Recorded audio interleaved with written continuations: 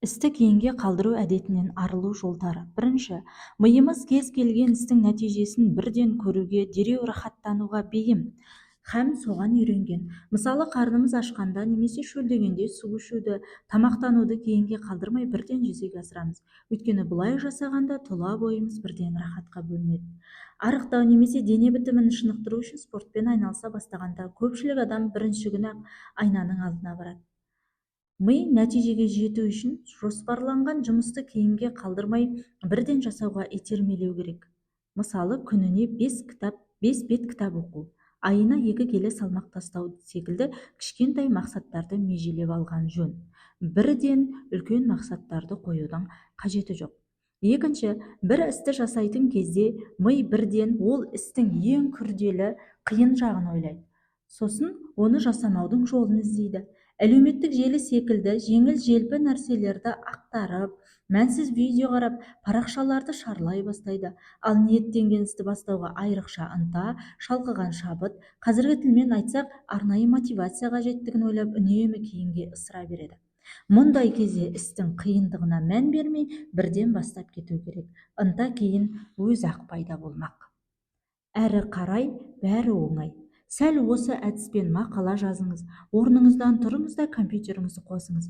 Бар болғаны осы. Әрі қарай саусақтарыңыз өз-ақ қимылдай бастайды. Әрекет бар жерде берекет бар деп бекер айтылмаған.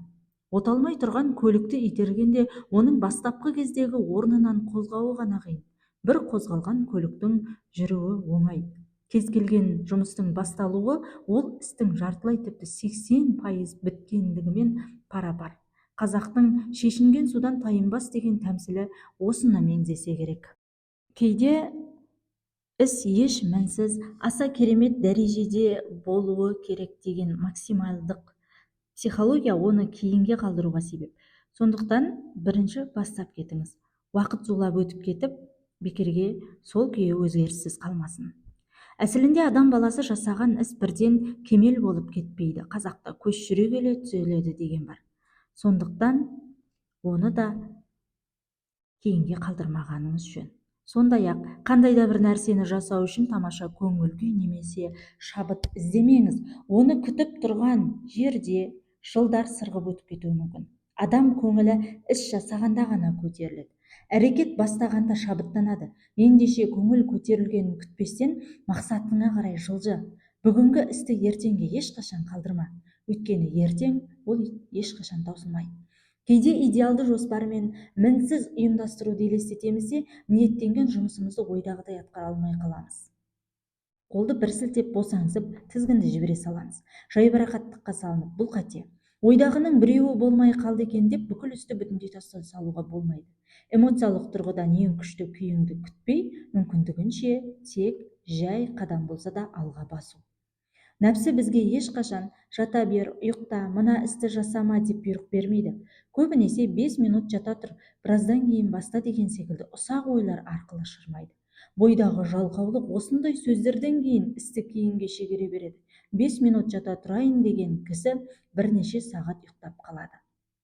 Ойлаған ісіңді уақытында жасамай кейінге қалдыру ысырған жағдайда миыңыздың бір шетінде ол сақталып тұра бермек.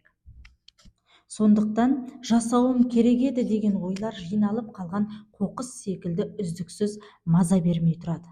Ниеттенген жұмысты бірден жасау керек, кейінге қалдырмау қажет. Сондықтан көбіне қандайда бір істі жасауға зауқың соқпауының астарында жалқаулықтан бұрын ішкі энергияның жетіспеушілігі жатады. Сондықтан сауатты тамақтанып, дұрыс тынығуға мән беріңіз. Әсіресе тыңқия тойып алған кезде бойдағы бар энергия ас қорытуға жұмсалатындықтан көзіңізге ұйқы тығылып әрекет жасауға ерінесіз. Ұйқыңыз қанбай қалса да дәл осылай. Сондықтан денсаулыққа мән беріңіз. Денсаулық сыр берген жағдайда бойдағы қуатыңыз әлсіреп, өнімділігіңіз төмендей бастайды. Кем дегенде 6 айда, ең болмаса жылына 1 рет толық тексеруден өтіңіз. Денсаулығым біршама түзелді, Аллаға шүкір, бұрынғыдай кері тартатын энергия тапшылығынан мен де айырылдым. Сіздер де жұмыстарыңызды ешқашан кейінге қалдырмай, әрқашан сол уақытында орындап тастаңыз. Дәл қазір немесе ешқашан ұстанымын ұстаныңыз. Уақыт ТВ YouTube арнасы, жазылыңыздар.